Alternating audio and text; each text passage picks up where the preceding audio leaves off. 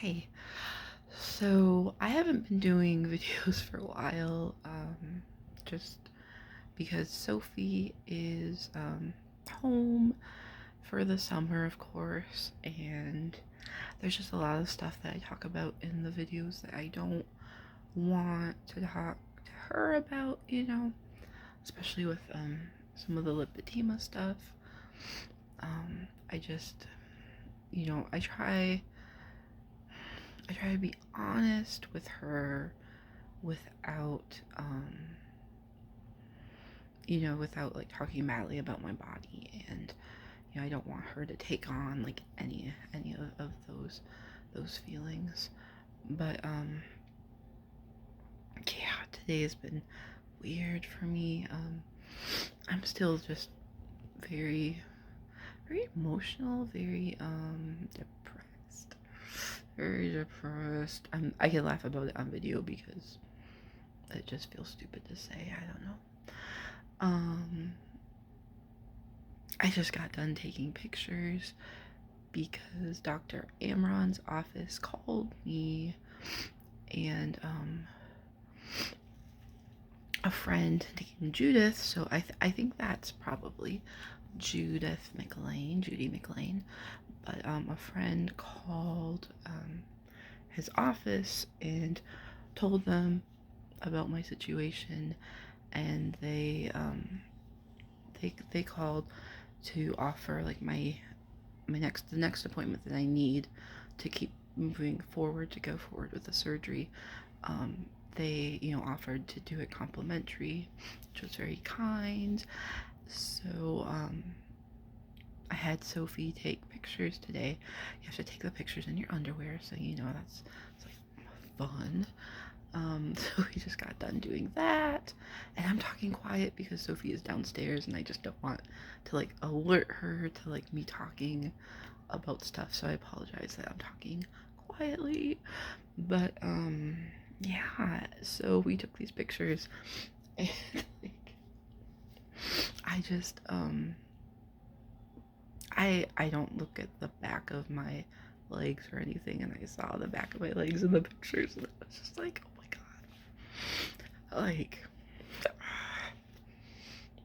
I understand better like looking at them, um why I'm in so much pain.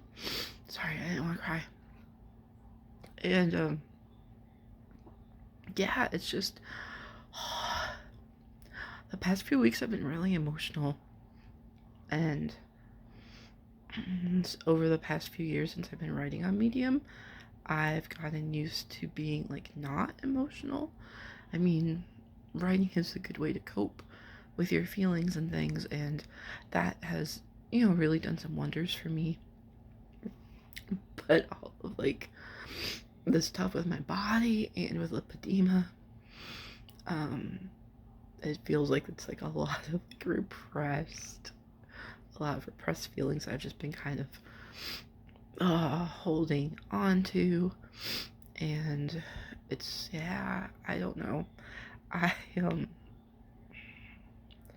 have to laugh like to get through it. I just didn't realize. I don't sounds silly. Oh, and I hate to say it too, especially because like with people like yelling at you about being fat. It's like, don't you know that you're fat? Like, of course I know that I'm fat. Like, but I just didn't. Tears. I didn't know like the extent of what like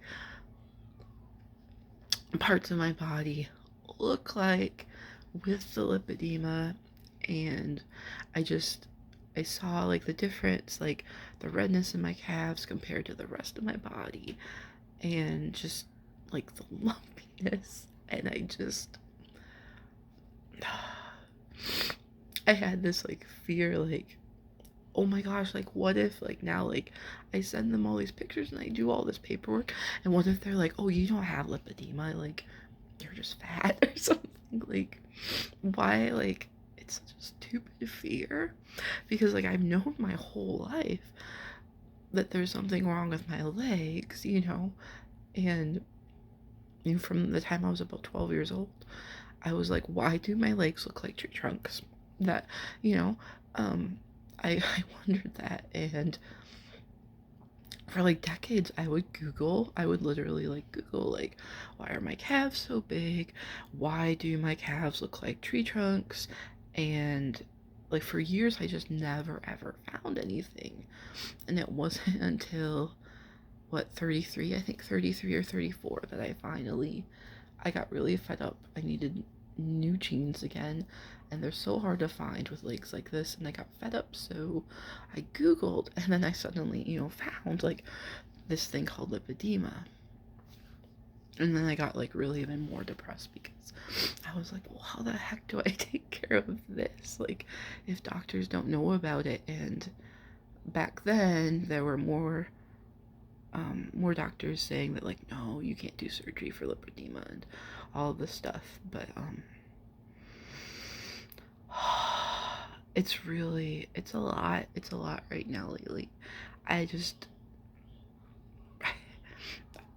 it's so silly. Like, yeah, I just like have this feeling like, and I know, like, no, in my head, like, I know they're not gonna be like, oh, you don't have lipedema, but it's just like I have like this like weird fear, like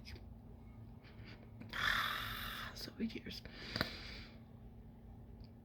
Like, I'm only now just starting to process what like I've lost in my life because of all of this. And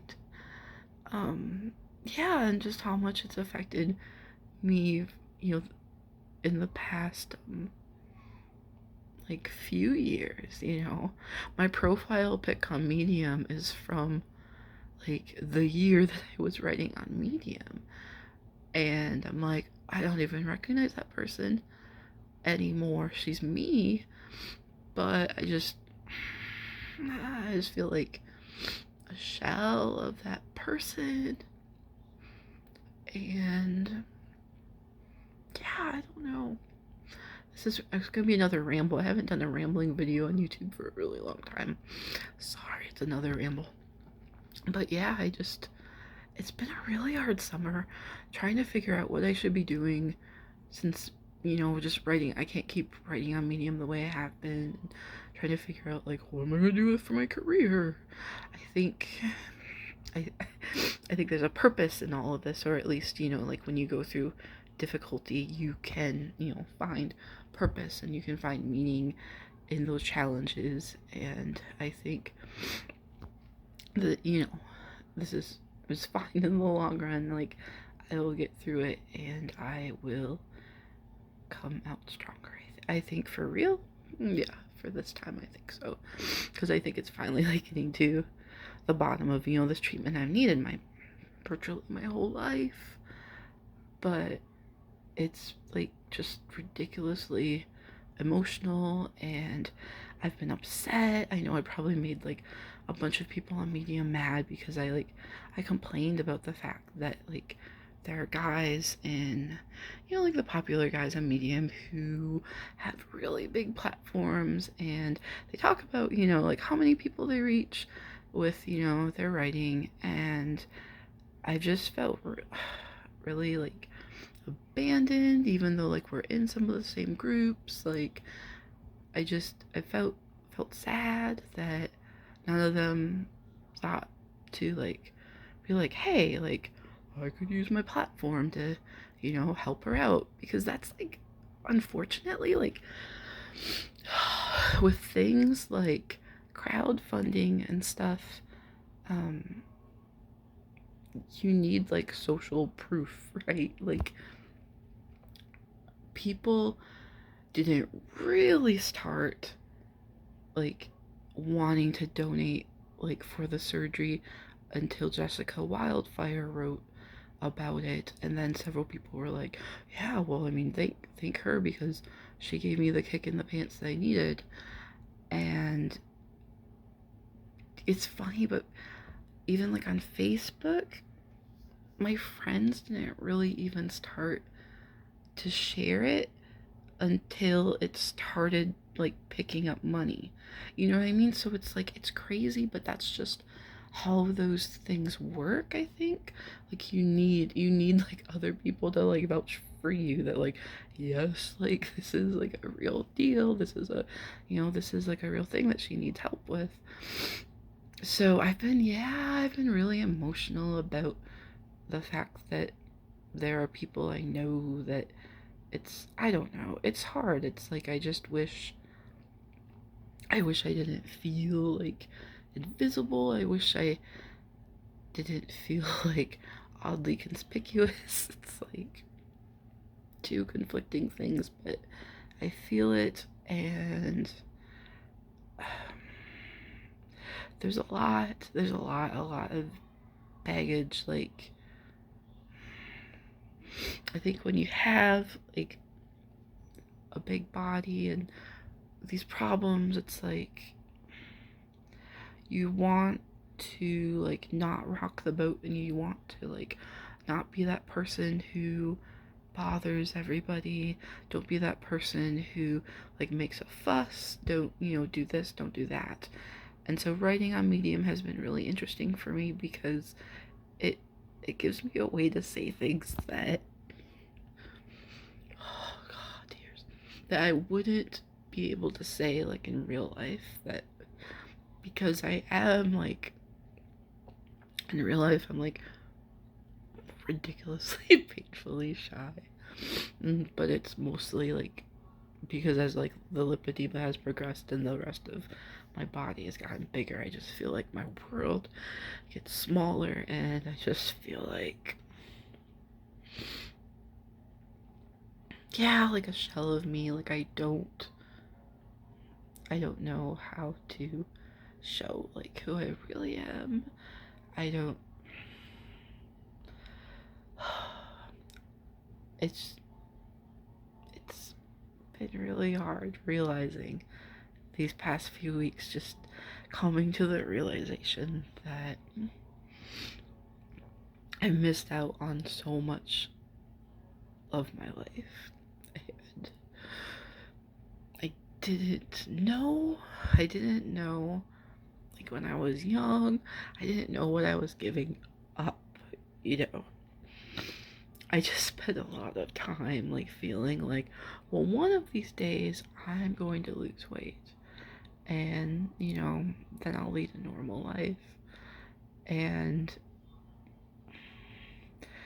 some of you know it because I've written about the fact like that I did through different periods, like I did like starvation diets or raw food diets and things where I'd lose 100 pounds, and it was just like always really difficult, obviously, and you get to like this exhaustion and this fatigue, and it's so fatiguing to realize like, but my leg proportions, like there's still something wrong, um yeah, so just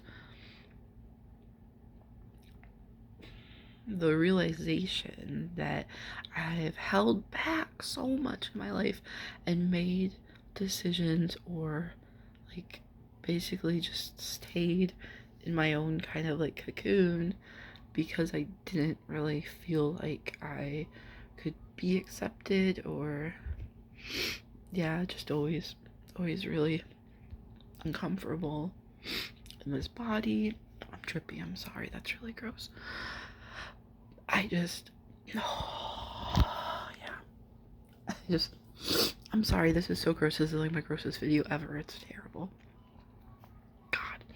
Yeah, that's my life. That's me right now, snotty, drippy, all this. So I think I like have probably really like ticked off a lot of people on Medium because I did complain about like men, not men like supporters.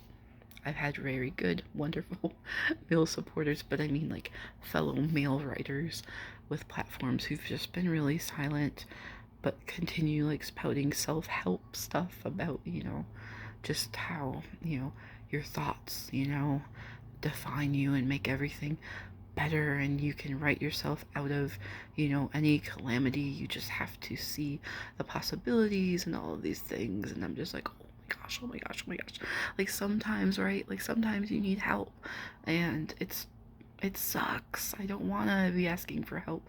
I don't want to be in this position. Like, I would much rather be helping other people and being in a position of like, hey, like, I am doing really good with my work. Who can I help today? What can I do? You know, like, I want to make like care packages for people who are not me. Like, right? Like, I don't want to be in this position. And, but I am, and it's like, I know there's just like not a way out except like being vocal now. Like I have to. Yeah. I think I have to. Like I've never dealt with the lipedema issues and they just get worse and worse and worse.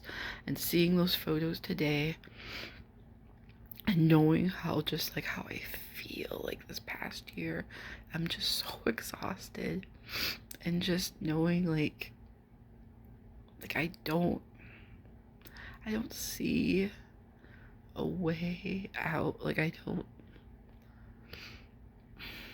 like I wrote a story about a woman, another writer who recently took her life because she had long haul COVID, and she was like, you know, she didn't see a way out if she couldn't get through like the pain that she was in with COVID. Like she just couldn't see another way out, and like I hate it that I've gotten to that point where I'm like, I just can't.